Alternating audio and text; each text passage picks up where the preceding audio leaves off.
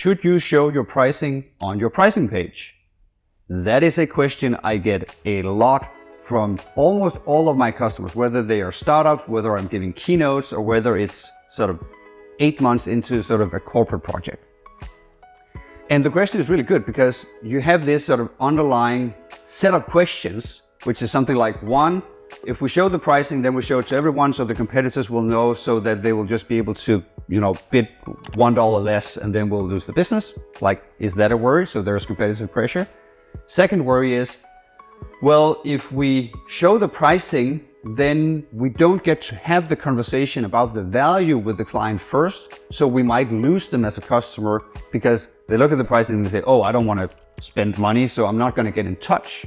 So I'm not going to do the demo, I'm not going to do the sales call, and then our pipeline essentially shrinks, right? So those are the two main worries I see. When I'm saying pricing page, I essentially mean both these things, but we can dive in a little deeper. I think the recommendation is, in most cases, to yes, show the pricing structure or the pricing page to the customer for a couple of reasons. One, it tends to actually increase the lead velocity and the pipeline, and also the trust in the sale. I know that there can be made a counter argument that, oh, if we show the pricing, then we don't get an opportunity to sell the value to the customer, so they will never contact us, or and so on, for demo. I think that in most cases, this is just a qualification step where you're actually weeding out customers that isn't your ICP, ideal customer profile, and you probably shouldn't deal with them anyways. Overall, I think it is a pro-con situation, but I think the pros outweigh the cons. I think you will get more leads, I think you will get them faster, and I think you'll get higher quality of leads if you do this. Second thing to consider is that you might want to show the pricing on the website or in your material or presentation when you talk to the customer, and that is mainly a point you should consider whether or not your pricing is too complicated to show on the website. So let's say less than $5,000 a year. If you have a relatively simple pricing model and you're able to communicate it clearly on your website, show it there. If it's a little bit more complex and your product requires more configuration, there's more modules and add-ons and so forth, maybe you have more than one pricing metric. So you say, well, it's both the price per user and per API call and per active template, last 12 months, whatever. Something that requires a little bit more explaining, and you need to have a Q&A session around the pricing. Not that it's too complex, it just requires that format to get across. Then I would probably keep it for the sales process and then show the client how I arrive. But in this case, I would show them that, well, it is whatever. We're going to calculate active templates this way. It's 100 per template. There's this like discount. So if you go above 100 templates, the price drops, and this is the mechanism and so forth. And if you go to 1 million templates, it's whatever the price is. So show them the entire table.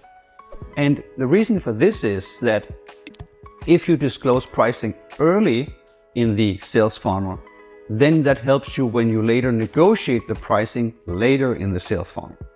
So let's do two scenarios. One, you don't show the pricing. So customer comes through the door, you talk about all the value, the great product you have. They say, okay, sounds good, send me a price. So you send them a quote and you say, well, the price is $100 per template, and you have 1,000 templates, so it's going to be $100,000 a year. And then the client will say, great, how about half? So can I get a discount? And then you start that process. And there's going to be no framework around this process. You're just going to have to essentially keep arguing the value and say, well, you make $1,000 per template, or whatever it is. If you had already presented them with a table saying $100 per template, up until 1,000, and then the price drops to 90 if you go above 1,001, and then it drops to 80, blah, blah, and you need whatever, 100,000 templates to get, the price of $50 per template and so forth. If this framework is already laid out, this also manages the expectations of the customer of what they could possibly negotiate for. So this is a really powerful tool for you to control the discounts and control the conversation and negotiation around the price point, to have preloaded the customer with this understanding of both what your pricing is and how it works before you actually start negotiating it. So we already went through we're going to turn clients away. I think that's true, but I think it's outweighed by the benefits. The only other counter argument here is that Well, if we show 100 per template and we show it pretty publicly, won't our competitors know?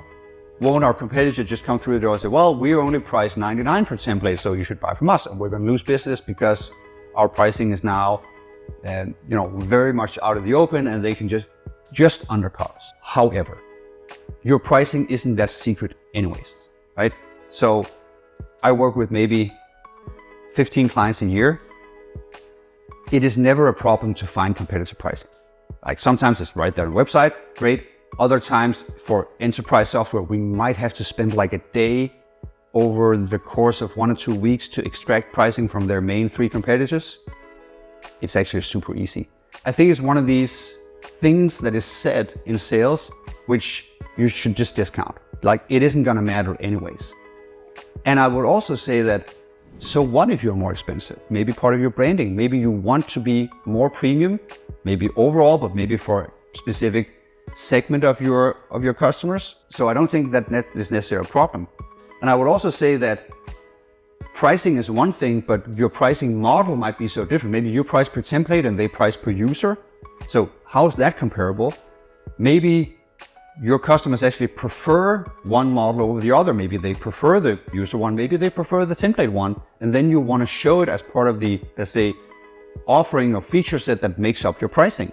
So the more you can get your pricing out there as part of your proposition and as part of your offer, my argument would be the faster your pipeline flows and the easier your negotiations and your close will flow.